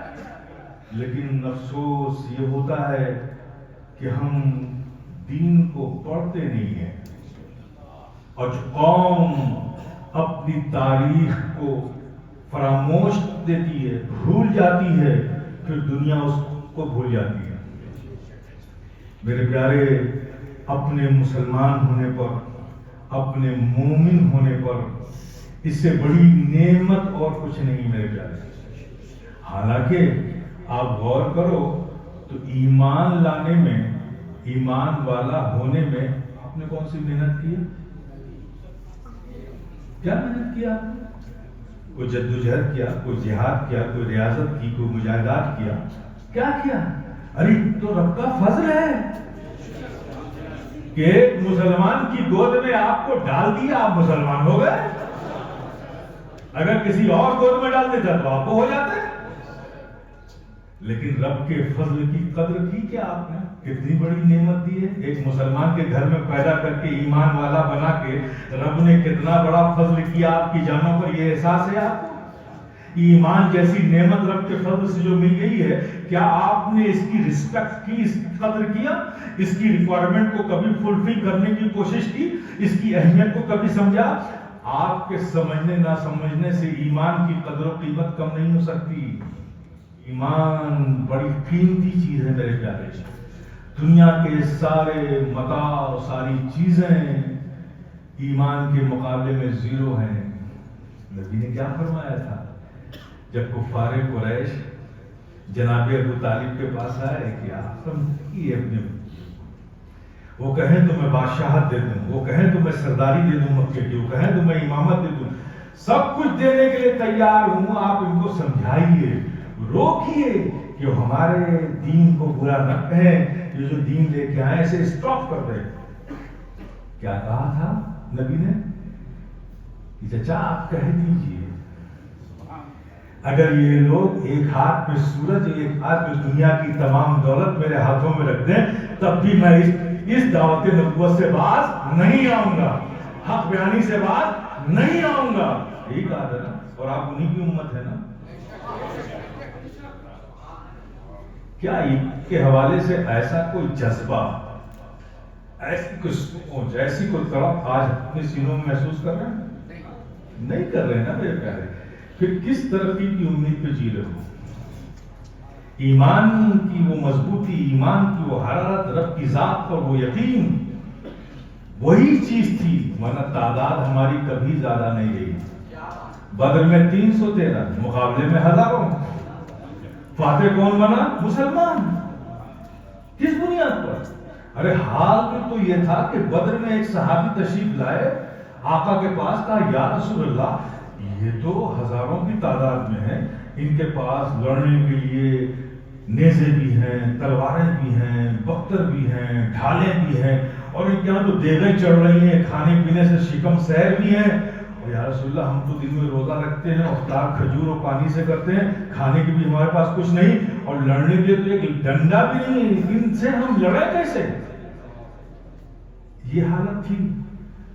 ان صحابی نے آقا سے کچھ اس انداز پہ کہا ہوگا کہ آقا نے ان کی بات کو سنا، مسکرا پڑے، کہا اچھا تمہارے پاس لڑنے کو کچھ نہیں ہے؟ ہاں یا رسول اللہ یہ تو بہت لاؤ لشکر کے ساتھ آئے ہیں، ان کے پاس تو لیٹسٹ ویپنز ہیں، ہمارے پاس تو لاٹھی بھی نہیں ہے، ڈنڈے بھی نہیں ہے، کیسے لڑیں گے؟ تو آقا نے کہا اچھا. ایک کھجور کا پیڑ تھا چھوٹا سا، آقا نے دستے کرم بڑھایا، وہ کھجور کے پیڑ سے کھجور کی شاخ توڑی اور آپ صحابی کے ہاتھ میں دی کر اس سے لڑو. نبی نے بڑھایا، صحابی نے لپک کر لے لیا. وہ صحابی تھے اس لیے لپک کر لے لیا، وہ نہیں تھے.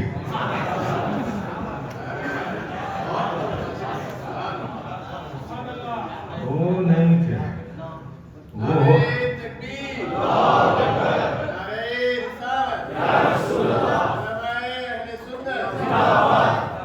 وہ ہوتے تو وہاں بھی عقل لگا بیٹھتے. کہ کیا مذاق ہے تلوار کے مقابلے میں کھجور کی ہری نمشاد، وہاں بھی عقل لگا بیٹھتے. لیکن وہ صحابی تھے، انہوں نے یہ نہیں دیکھا کہ نبی کیا دے رہے ہیں، وہ تو بس یہ دیکھ رہے ہیں دے کون رہا ہے، دے کون رہا ہے. لپک کر لے لیا اور نبی کی دی ہوئی کھجور کی وہ نمشاخ لے کر میدان جنگ میں کود پڑے.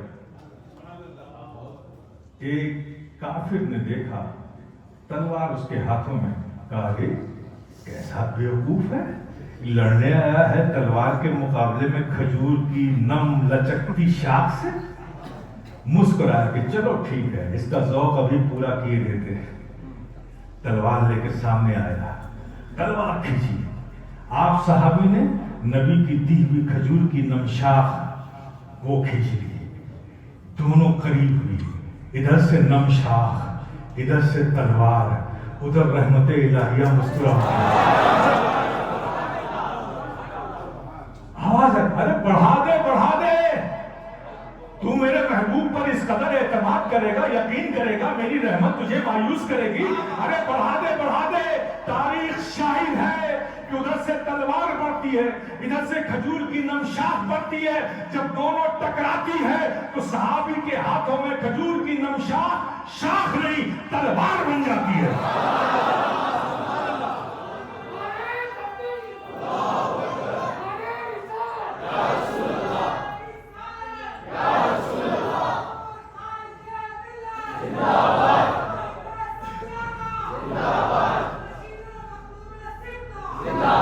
یہ ہماری تاریخ ہے میرے پیارے، یہ ہماری تاریخ ہے.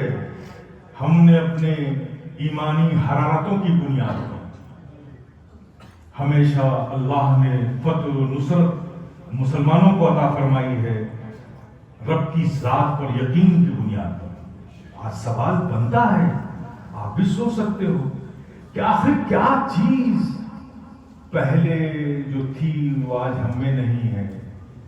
یہ سوال آپ کو سوچنا چاہیے. آپ جائزہ لو، جتنے بھی ریسورسز ہیں پاورز کے، مین پاورز ہے، اکنامیکل پاورز ہے، پولیٹیکل پاورز ہے، جتنے بھی پاورز کے ریسورسز ہیں، کل سے تو سب کچھ آج زیادہ ہمارے پاس ہے. کل اتنی مسجدیں بھی نہیں تھی جتنی آج ہیں، اتنے مدرسے بھی نہیں تھے جتنے آج ہیں، اتنی خانقاہیں بھی نہیں تھی جتنے آج ہیں، اتنے علماء بھی نہیں تھے جتنے آج ہیں. صرف 1,24,000 کو عالم مان لیجیے، اور آج 1.7 بلین پاپولیشن ہے مسلمان کی. اب تو 8 ہو گئی. کتنے علماء ہیں؟ مشائخ کل سے زیادہ، علماء کل سے زیادہ، मेन पावर कल से ज्यादा, पॉलिटिकल पावर कल से ज्यादा, इकोनॉमिकल पावर कल से ज्यादा, सारे इंफ्रास्ट्रक्चर सब कुछ जितने भी हैं कल से बहुत ज्यादा। कोई तकाबुल नहीं है, लेकिन व्यापार कल से कम, इज्जत कम से कम, हमारी अहमियत दुनिया में कल से कम। क्यों? वाई? आखिर वो क्या चीज उनके पास थी? हम देखते हैं जाहिरी नजरों से तो सब कुछ उनके पास से हमारे पास ज्यादा है। तो फिर इज्जत क्यों नहीं ज्यादा? वकार क्यों नहीं ज्यादा? उरूज क्यों नहीं ज्यादा? कामयाबी क्यों नहीं ज्यादा? क्यों नहीं ज्यादा? देखना होगा, अब छानना होगा, फिल्टर करना होगा कि ये सब चीजें तो हमारे पास ज्यादा हैं, लेकिन वो क्या चीज है जो उनके पास ज्यादा थी हमारे पास कम हो गई। जब देखोगे गौर से मेरे प्यारे तो एक चीज मिलेगी आपको जो उनके पास ज्यादा थी हमारे पास कम हो गई। वो जानते हो क्या? यकीन। रब की जात पर यकीन। उनका जितना पावरफुल था आज उतना हमारा पावरफुल नहीं है।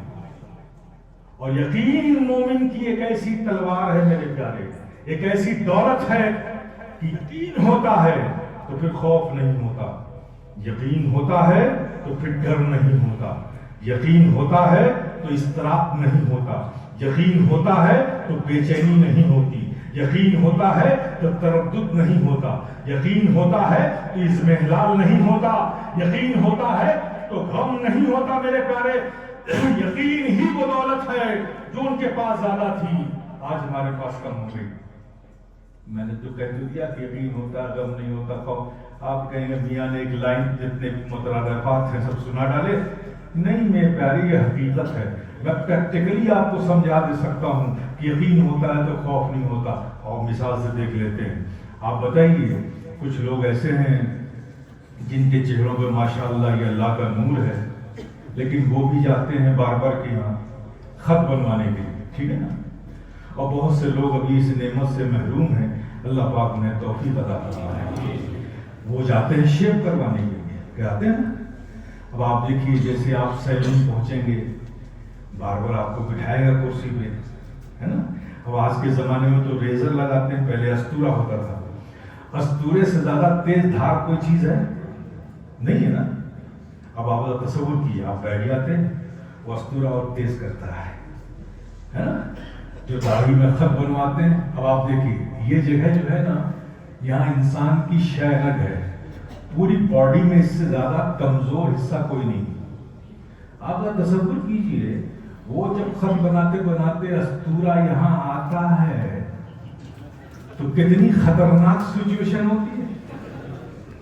अगर जरा से उसकी नीयत और इरादा बदल जाए तो आवाज भी निकालने का चांस नहीं है ना। फैक्ट है ना, रियलिटी। लेकिन ईमानदारी से बोलो, कभी खौफ हुआ क्या? कभी कोई तरद्दुद, कोई बेचैनी, कोई इज़्मिहलाल, कोई डर? हालांकि सिचुएशन तो बड़ी खराब है, बड़ी क्रिटिकल है। अगर उसकी जरा से नीयत खराब हो जाए तो आवाज भी निकालने का चांस नहीं। लेकिन क्यों नहीं? इसलिए कि आपको यकीन है कि वो आपकी गर्दन नहीं काटेगा। यही तो कहता हूं मेरे प्यारे, जितना रोज तुम एक हजाम पर, बार्बर पर, सैलून में यकीन करते हो, अगर उतना ही अपने रब पर कर लो तो खुदा की कसम, अगर सारी दुनिया की तलवार तुम्हारी गर्दनों पर रख देगी तो तुम्हें कोई खौफ नहीं होगा, तुम्हें कोई डर नहीं होगा, कोई इज़्मिहलाल नहीं होगा।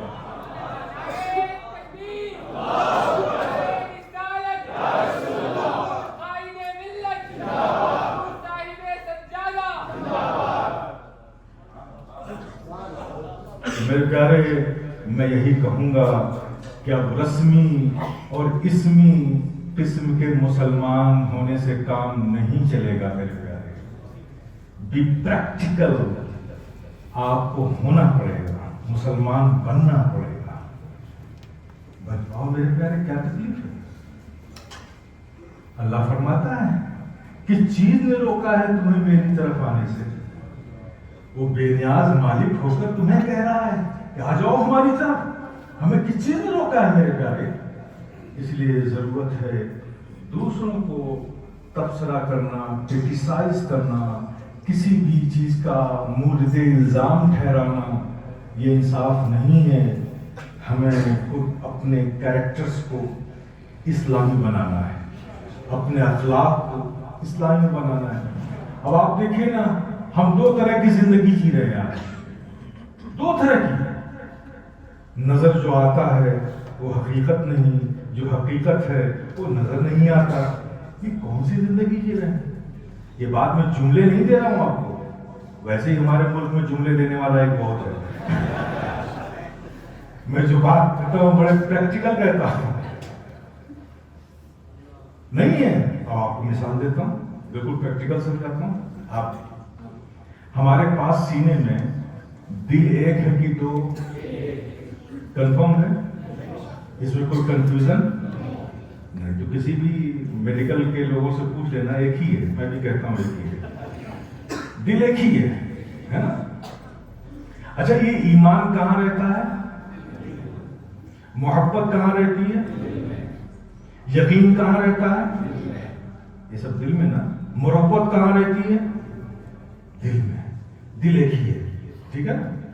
تو یقین، محبت، ایمان، یہ سب پاکیزہ چیزیں ہیں نا، دل ایک ہی ہے۔ اچھا آپ بتائیے، حسد کہاں رکھتے ہو؟ یہ پاک ہے کہ ناپاک؟ کمال کرتے ہیں بھیا، ایمان جیسی پاکیزہ چیز دل میں جہاں رکھی ہے، وہیں حسد جیسی نجاست بھی ڈال لو۔ بغض کہاں رکھتے ہو؟ جلن کہاں رکھتے ہو؟ دل میں۔ لالچ کہاں رکھتے ہو؟ حرص کہاں رکھتے ہو؟ یہ سب ناپاک ہے نا؟ ایمان، محبت، یقین، یہ سب پاک ہے نا؟ تمہارے پاس جتنی بھی محبتیں ہیں، اولاد کی محبتیں، بیوی بچوں کی محبتیں، ماں باپ کی محبتیں، یہ سب ایک طرف۔ ان ساری محبتوں میں سب سے زیادہ پاکیزہ اور قیمتی محبت آقا کی محبت ہے کہ نہیں؟ آقا کی محبت ہے نا؟ وہ کہاں رکھا؟ دل میں۔ اسی دل میں نا جس میں بغض کی نجاست بھی ہے، جس میں حسد کی نجاست بھی ہے، جس میں لالچ کی نجاست بھی ہے۔ یہ کون سی دوہری زندگی جی رہے ہو؟ اور آقا کا نام آ جائے تو انگوٹھے کو چوم کے آنکھوں سے لگاتے ہو۔ ایک طرف یہ، اور دوسری طرف جہاں ان کی محبت ہے وہی حسد، لالچ، بغض، اناد کی نجاست بھی ڈال رہے ہو۔ یہ کون سی زندگی ہم جی رہے ہیں میرے پیارے؟ نہیں میرے پیارے، یہ مومن کا شان نہیں ہے، یہ مومن کی کریکٹر نہیں ہو سکتا میرے پیارے۔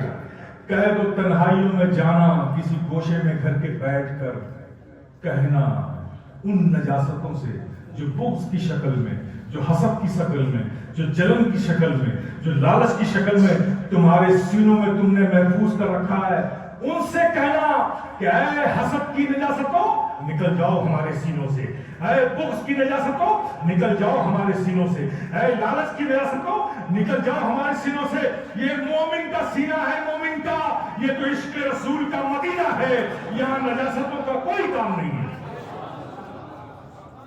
دل کی زمین کو صاف کرو میرے پیارے، دل کی زمین کو صاف کرو تو کامیابی دور نہیں ہے، تم سے دور نہیں ہے۔ اپنے رب کو راضی کر لو اور اپنے آپ کو پہچانو کہ تم دنیا کے دوسرے قوموں کی طرح نہیں ہو، تم مسلم ہو، مسلمان ہو۔ یہ الگ بات ہے کہ آج سانحہ ہے کہ کوئی شخص ہمیں جاننا چاہے تو ہماری بات پر یقین نہیں کرتا، ہماری آئی ڈی کارڈ دیکھتا ہے۔ ایک زمانہ وہ بھی تھا، کسی کو ہمارا نام پوچھنے کی بھی ضرورت نہیں ہوتی تھی، ہمارے چلنے کو دیکھ کر دنیا حیرت میں پڑتی تھی۔ اس استقامت اور استقلال کے ساتھ زمین پر اس انداز پہ چلنے والا کوئی اور نہیں ہو سکتا، یہ انداز تو مسلمان ہی کا ہو سکتا ہے۔ ایک تاریخ ہم نے وہ بھی رقم کی ہے، ایک تاریخ ہماری یہ بھی ہے میرے پیارے۔ صرف سن سن کر سنی مسلمان بننے سے اب کام نہیں چلے گا، سنو تو آقا کی سنتوں پر عمل کرنے کی کوشش کرو، آپس میں محبتیں رکھو، فیکٹس کو دیکھو، فیکٹس کو. یہ سوشل میڈیا یہ مت جاؤ. اولیاء کرام سے محبتیں ہیں تو جنہیں تم جانتے نہیں ان کے پیچھے بھاگ رہے ہو، اور جو اولیاء کرام کے مزارات خلق خدا کی آماجگاہ بنا ہوا ہے، جو ایتھینٹک ہیں، آپ جاتے ہو ان بزرگوں کے مزار پہ، وہاں بھی ڈھونڈتے ہو کوئی بابا مل جائے. ارے وہ خود ان سے فیض لینے آیا ہے اور تم وہاں پہنچ کر دوسرے سے فیض لے رہے ہو. کمال کی بات. یہ اولیاء کرام تو ایتھینٹک ہیں، خلق خدا کا مجمع بتا رہا ہے، لوگ ان کی طرف کھنچ رہے ہیں. تو جو لوگ ایتھینٹک ہیں، پروفڈ ہیں کہ اللہ کے دوست بندے ہیں، ان کی بارگاہ میں جاؤ، نو پرابلم، لیکن کم سے کم لحاظ تو رکھو. اگر لوگ وہاں نہ جاتے تو وہ بابا بھی وہاں نظر نہ آتے.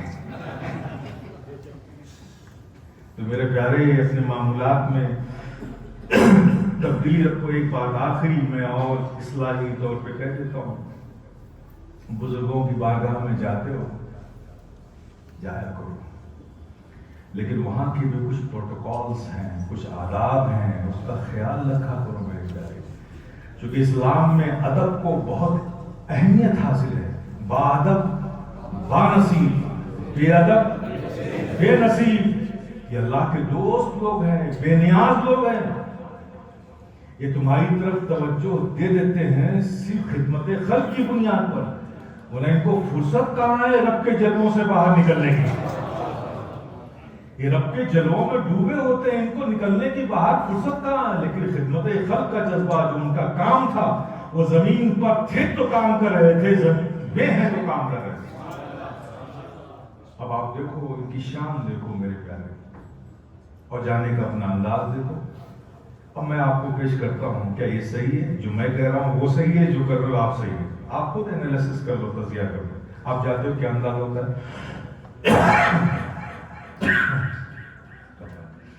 آپ جاتے ہو کیا کرتے ہو؟ پھول لے لیا،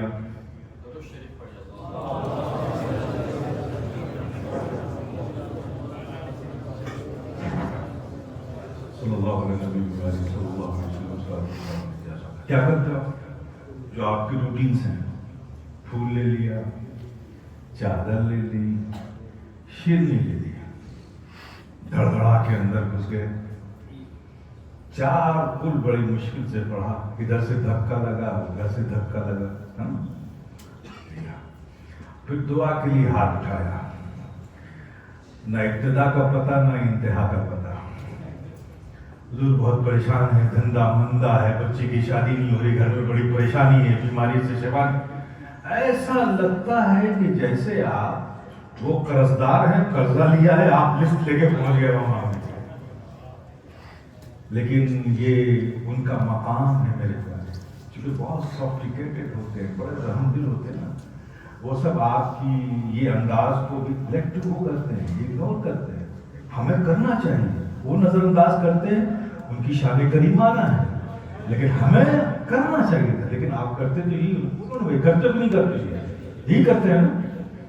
اب آپ بتائیے، پھر بھی یہ سب کچھ کرنے کے بعد بھی آپ جاتے ہو، روتے ہو، اپنی باتیں کرتے ہو، صرف دنیا مانگتے، صرف دنیا. کمال کی بات ہے یار. ارے کچھ ان سے وہ بھی مانگ لو جس کے وہ اسپیشلسٹ ہیں. ارے دنیا کو دنیا دے ہی دے گی میرے پیارے، اللہ دلوا ہی دے گا، رزاق ہے، رزق دے ہی دے گا. لیکن جس کے وہ اسپیشلسٹ ہیں وہ مانگتے ہو کیا؟ ایمان کی حفاظت کی دعا مانگو، اخلاق کی وسعت مانگو، محبت میں گہرائی مانگو، کردار میں حسن مانگو. یہ دنیا کے کس مارکیٹ میں ملتا ہے؟ اور آج اسی کی تو کمی ہو رہی ہے ہمارے اندر. جو سب سے زیادہ کمی ہو رہی ہے، جس کی وجہ سے ہماری سماج اور سوسائٹی میں، ہمارے گھروں میں خلفشار ہے، انتشار ہے. بھائی بھائی پر بھروسہ نہیں کر رہا ہے، غیروں پہ اعتماد کرتا ہے، اپنوں پہ نہیں کر رہا ہے. جو چیز سب سے زیادہ کم ہو رہی ہے وہ کہیں نہیں ملتی، جو صرف ان بارگاہوں میں ملتی ہے.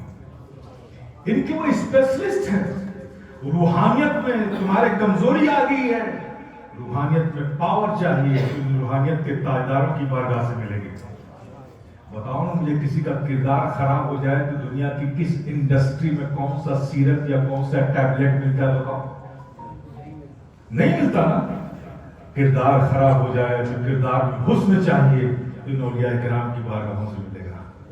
اخلاق کی وسعت چاہیے تو جو چیز صرف یہی ملتی ہے وہی نہیں مانگتے، صرف دنیا مانگتے۔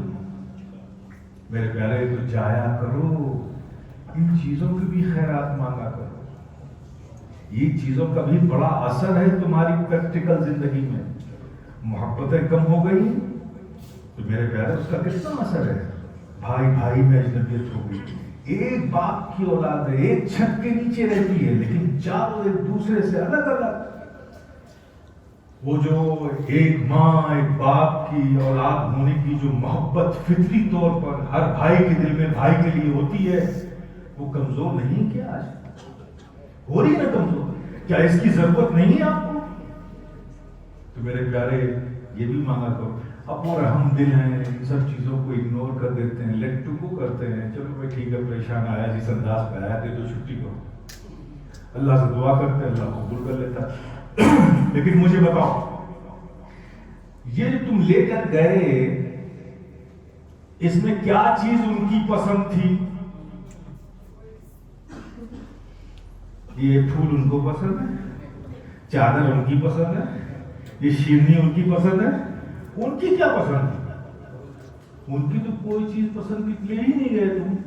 ہاں ٹھیک ہے، ہم جاتے ہیں ان سے پھول چادر ان سب چیزوں کے ذریعے اللہ کے ولی بندے کی بارگاہ میں اپنی محبت کا اظہار کرتے ہیں، تو اللہ کے محبوب بندوں کی محبت کا اظہار، ان کی تعظیم، ان کے ادب میں جو کام کیا جائے اللہ اس پر ثواب عطا فرماتا ہے۔ یہ الگ پہلو ہے، یہ الگ بات ہو گئی، لیکن ان کی پسند تو نہیں ہے نا۔ تو آپ جب بھی جاتے ہو اپنی پسند کی چیزیں لے کے جاتے ہو، یہ ہماری محبت کا اظہار کرے گا۔ پھول پیش کریں گے، اس سے ہم محبت کا اظہار کریں گے، چادر پیش کریں گے، ہم محبت کا اظہار کریں گے، شیرنی لے کے جائیں گے، اظہار ثواب کریں گے۔ یہ سب آپ کی پسند کی چیز ہے۔ کبھی محروم لوٹایا کیا؟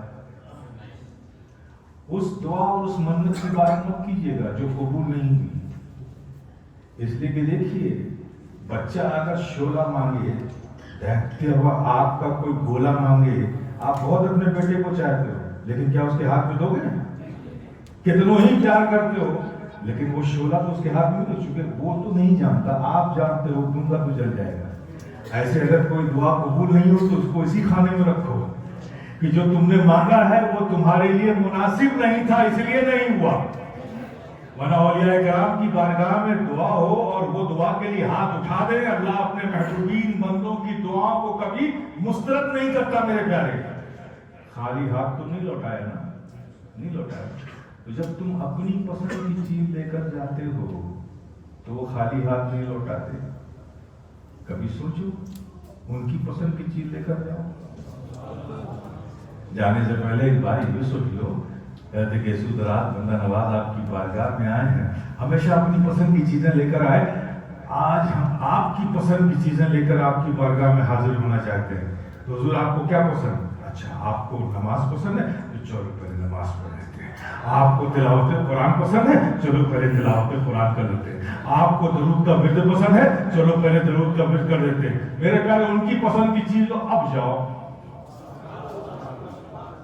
اس فقیر شفیع گدائے جیلانی کا وجدان بولتا ہے، اس کا یقین بولتا ہے، ارے میاں جب تم اپنی پسند کی چیزیں لے کر جاتے ہو لوٹاتے نہیں خالی ہاتھ، جب ان کی پسند کی چیز لے کر جاؤ گے تو بولنے کی بھی ضرورت نہیں پڑے گی، ان کا دست کرم خدا آواز دے گا، آجا آجا، اپنی پسند کی چیزیں لے کر آتا تھا تو محروم نہیں لوٹایا، آج تو میری پسند کی چیزیں لے کر آیا، آجا، ان کا دست کرم بغیر سوال کیے تم کو نواز دے گا۔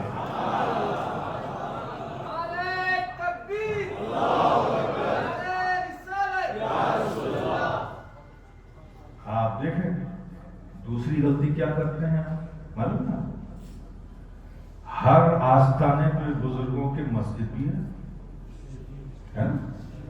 کیا غلطی کرتے ہیں آپ؟ مسجد میں جماعت کھڑی ہے، اور آپ رقبے کے اندر گھسنے کی کوشش کر رہے ہیں. ذرا انصاف سے بولو میرے پیارے, ایمان سے بولو. جو لوگ مسجد میں کھڑے ہیں وہ کوئی اور ہیں کیا؟ وہ بھی تو سرکار گیسو درات بندہ نواز کے عقیدت مند, ان کی محبت ہی میں آئے نا.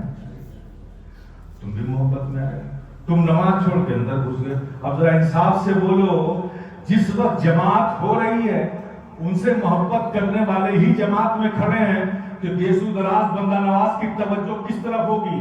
نمازیوں کی طرف ہوگی کہ تمہاری طرف ہوگی؟ اب تمہاری طرف جب ہے ہی نہیں تو گھس کے آ رہے ہو. ارے وہاں جا کے کھڑے ہو جاؤ جہاں توجہ ہے ان کی. اس لیے جماعت ہو رہی ہو تو پھر ادھر ادھر مت جاؤ میرے پیارے, جا کے تم بھی جماعت میں شامل ہو جاؤ. جو اس وقت صاحب بزرگ کی نظر ان نمازیوں پر ہوتی ہے, ان نمازیوں پر ہوتی ہے. تم بھی وہاں کھڑے ہو جاؤ گے تو نماز کی نماز ہو جائے گی اور فیض کا فیض مل جائے گا. یہ سب بزرگوں درگاہوں کے آداب ہیں, ان کو صرف دنیا داری کی نگاہ سے مت دیکھو میرے پیارے. بڑے اہم لوگ ہیں, بڑے اہم لوگ ہیں. تو ان بزرگوں بارگاہ میں جاؤ, محبت سے جاؤ, ادب سے جاؤ. ایک بات ہمیشہ, اگر تمہاری سمجھ میں کچھ آتا ہے کہ یہ کرنا چاہیے, اس سے پہلے ایک خیال دماغ میں لانا کہ اگر وہ اپنی حیات ظاہری کے ساتھ یہاں بیٹھے ہوتے تو کیا ان کے سامنے ہم یہ کام کرتے؟ اگر نہیں کرتے تو پھر بعد میں مت کرو, پھر بعد میں مت کرو. اس لیے کہ ہمارا یقین ہے, عقیدہ ہے کہ اولیاء کرام اپنی تربتوں میں باحیات ہیں. تم جو ان کی زندگی میں نہیں کرتے اب کر رہے ہو, اس کا مطلب انہیں باحیات نہیں مانتے. اگر باحیات مانتے ہو تو وہ مت کرو شور مچانا. اب آپ دیکھیے بزرگوں کی بارگاہ میں جاتے ہیں, آپ شروع ہو گئے, سلام پڑھنا شروع کر دیا زور زور سے. ارے بھائی یہ اہل طریقت ہے, یہ دل والے ہیں. یہاں ظاہری آواز کی کوئی قیمت نہیں ہے, جو بول لے اس کے دل کی دھڑکنیں شامل ہیں کہ نہیں ہے. یہ تو ہماری محفلوں میں کہ سب سنیں, لیکن بزرگوں کی محفلوں میں سب نہ سنیں, صرف وہی سنیں, اور سب نہ سنیں صرف وہی سنیں. اس کے لیے یہ جو گلے کا ساؤنڈ باکس ہے نا, یہ جو آپ کی وائس ہے, اس کو بلند کرنے کی ضرورت نہیں. ہر لفظ پہ اپنے دل کو دھڑکاؤ. یہ دل کی تڑپ کی آواز وہاں پہنچے گی, یہ زبان کی آواز وہاں نہیں پہنچے گی. اب آپ سلام پڑھ رہے ہو, قرآن کی تلاوت کر رہے ہو, قرآن کی جہاں تلاوت ہو ہر مسلمان کو سننا اس کا واجب ہے. اب آپ بتائیے سب کو گنہگار بنا رہے ہیں. اس لیے بزرگوں کے آستانوں پہ جب جائیے تو بہت خاموشی سے تلاوت کیجیے, بہت خاموشی سے ان کا تصور کر کے کہ وہ موجود ہے, ہمیں دیکھ رہے ہیں, اور سلام پڑھیے. چونکہ اس میں دکھاوا شامل ہے. کیا ہے اس میں؟ دکھاوا شامل ہے, اور جس میں دکھاوا ہو وہ عمل قبول نہیں ہوتا. آپ نے سلام پڑھا کس کے لیے؟ اللہ اس کے رسول کے لیے, اللہ کو راضی کرنے کے لیے, رسول کی خوشنودی میں پڑھا, ان کی محبت میں پڑھا. تو پڑھا کس کے لیے؟ نبی پر سلام پڑھا اللہ کی رضا کے لیے, ہو گیا. تو اللہ کو راضی کرنا ہے, نبی کی محبت میں پڑھ رہے ہیں, تو پھر اس میں دنیا کو کہاں شامل کر رہے ہیں؟ جس کے لیے کر رہے ہیں اسی کے لیے کرو نا. یہ دوسروں کو کوئی شریک ٹھہرا رہے ہو. جو کام جس کے لیے کیا جائے اس میں اگر دوسروں کو شریک کر لو گے تو پھر وہ عمل کا جو معاملہ ہے وہ ختم. یہ دکھاوا ہو گیا. تو دکھاوے سے اپنے آپ کو بچاؤ, اپنے اندر خشیت, سچی محبت ادب کرو, اور آپس میں محبت کے ساتھ رہو. ان اولیاء کرام کے فیضان میں کمی نہیں ہے. بس فرق یہ ہے کہ جہاں انعام ملتا ہے ہم وہاں نہ کھڑے ہو کر کے ہم نے ایک دوسرا کاؤنٹر بنا لیا ہے کہ ہم تو یہی رہیں گے, یہی انعام آئے گا. کبھی ایسا نہیں ہوا ہے کہ کنواں کھسک کے کہیں اور چلا جائے پیاس بجھانے کے لیے. پیاسے کو کنویں کے پاس آنا پڑتا ہے. آپ کوئی فیضان لینا ہے تو ان پروٹوکالز کو فالو کرنا چاہیے. اپنی عملی زندگی کو بہتر بنائیے, صوم و صلات کے پابند رہیے, اپنے دلوں سے برائیوں کو نکالنے کی کوشش کیجیے, اور یہ احساس ہر پل زندہ رکھیے کہ ہم مسلمان ہیں. اس سے بڑی قیمتی چیز, اس سے بڑی اور کوئی فضیلت کی چیز آپ کے لیے ہو ہی نہیں سکتی. اس سے بڑی آنر، اس سے بڑا ریکارڈ، اس سے بڑا سمان آپ کے لیے اور کچھ نہیں ہو سکتا کہ آپ مسلمان ہیں، صاحب ایمان ہیں۔ یہ آپ کا سب سے عظیم مقام ہے کہ آپ صاحب ایمان ہیں۔ اس کی قدر کیجئے میرے پیارے۔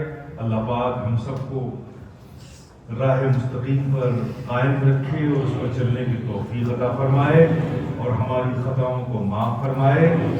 اور آخر میں کہوں گا جن لوگوں نے اس پروگرام کا انعقاد کیا ہے، جناب فضیل صاحب اور رفیق صاحب اور ان کے تمام رفقا اور احباب اور اس مدرسے کے ٹرسٹیان، ذمہ داران، جو بھی لوگ ہیں، اللہ پاک ان کی محنتوں کو قبول فرمائے، ان کی محبتوں اور خدمتوں کا اجر دنیا و آخرت میں انہیں عطا فرمائے، ان کی اولادوں کو ان کے لیے ثواب جاریہ عطا فرمائے، اور جو لوگ اس بزم محبت میں حاضر آئے ہیں مولا کریم ان کی حاضری کو قبول فرما لے اور اس محفل کی برکتیں نعمتیں ہم سب کو عطا فرما۔ وآخر دعوانا الحمدللہ رب العالمین۔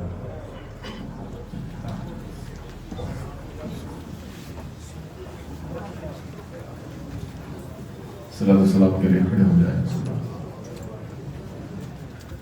مصطفیٰ جانے رحمت پیلا ہو سلام، شمع بز میں ہدایت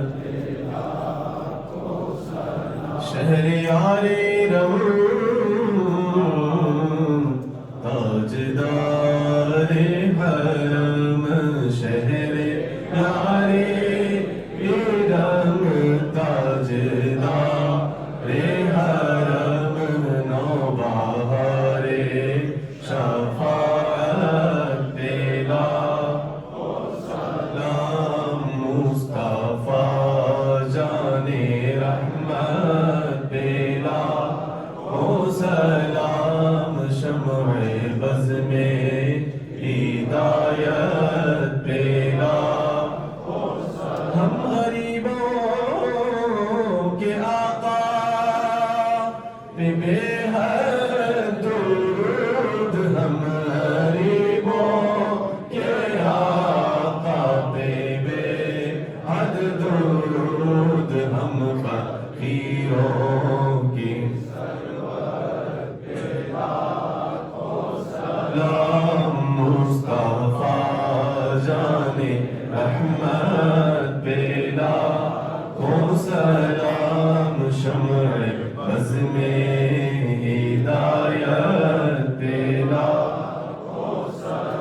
یا نبی سلام علیکہ، یا رسول سلام علیکہ، یا حبیب سلام علیکہ، صلوات اللہ علیکہ۔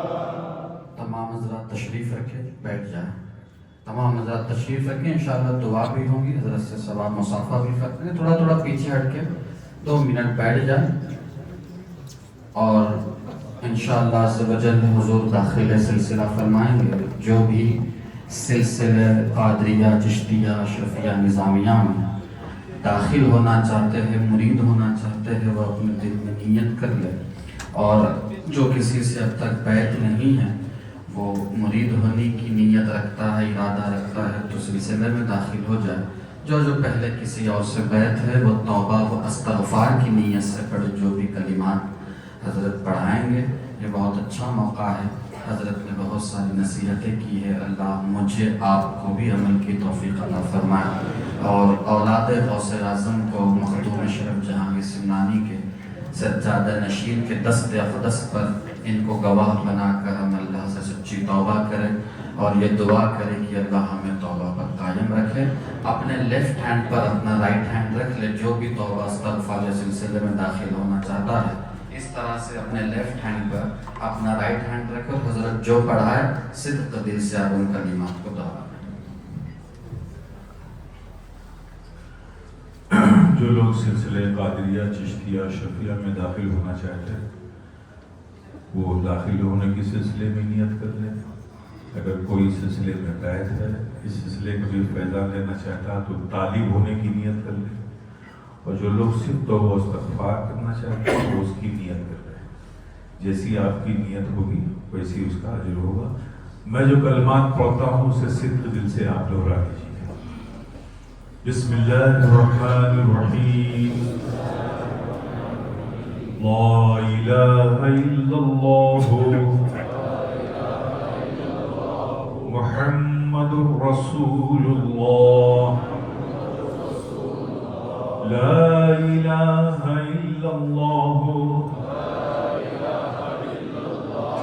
محمد رسول اللہ. لا الہ الا اللہ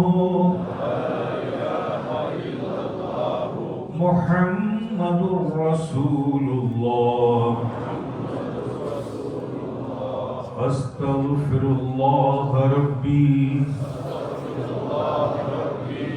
من کل ذنب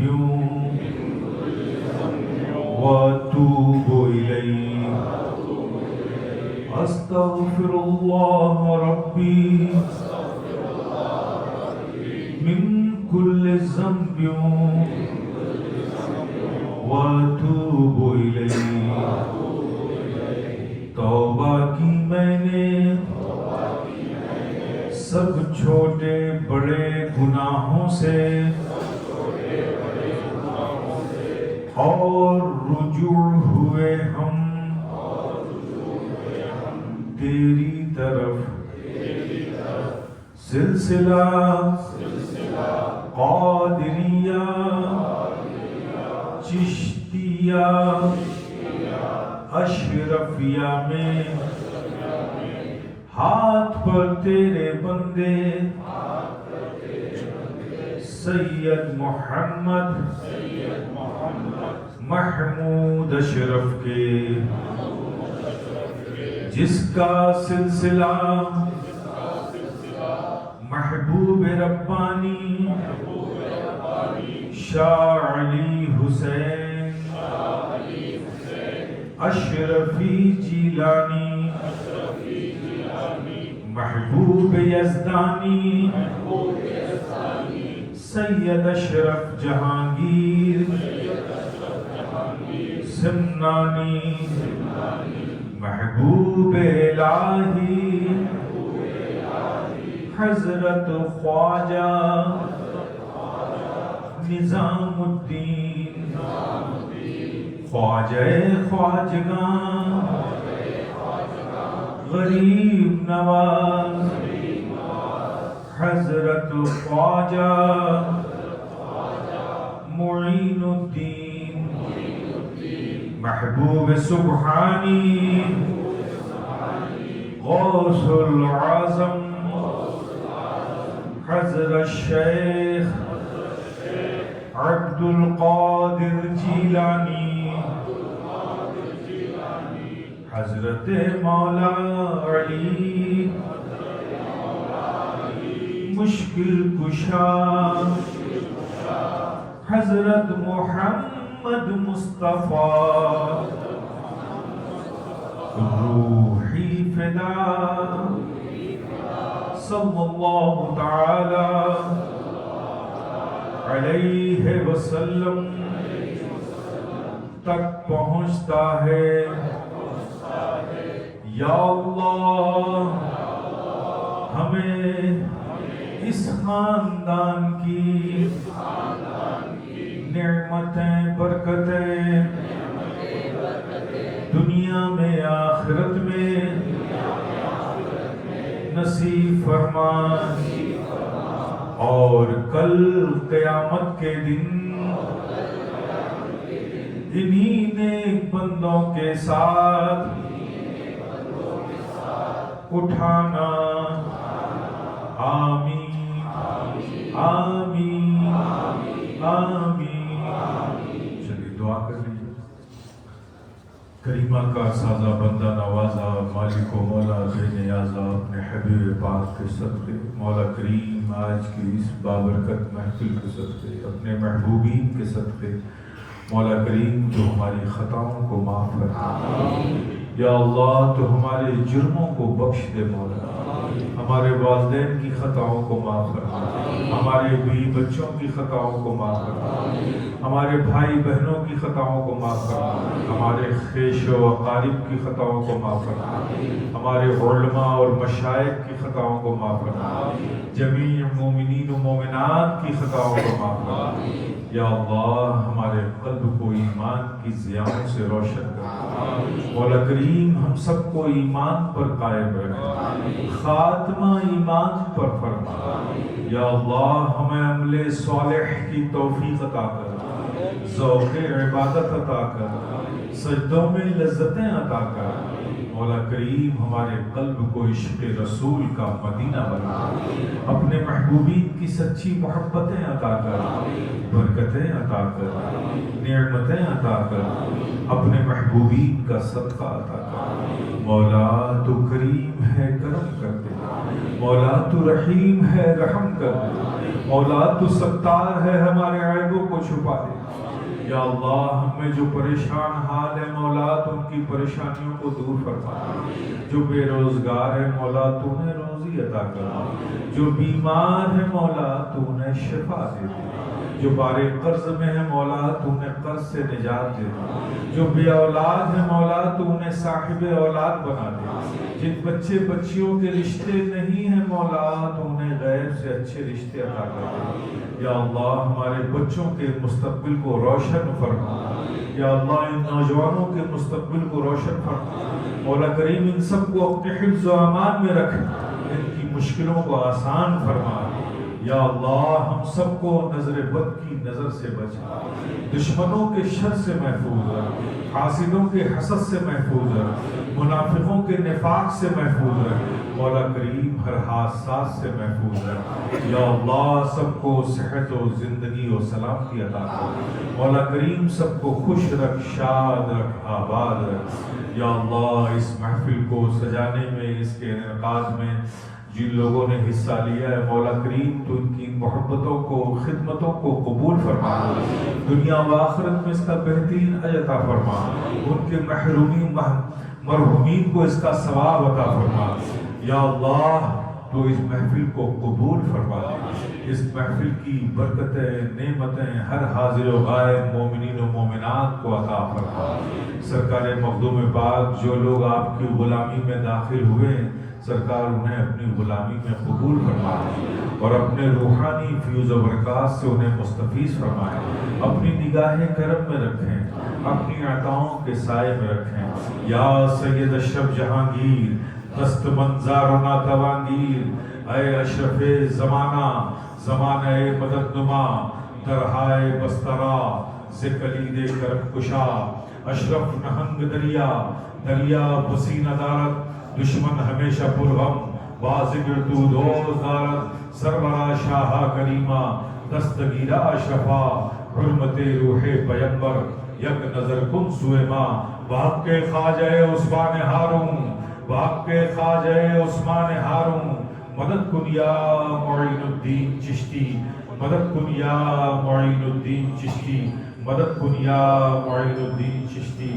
وصلی اللہ تعالی علی خیر خلقہ محمد وآلہ وصحابہ اجمعین برحمتک یا ارحم الراحمین۔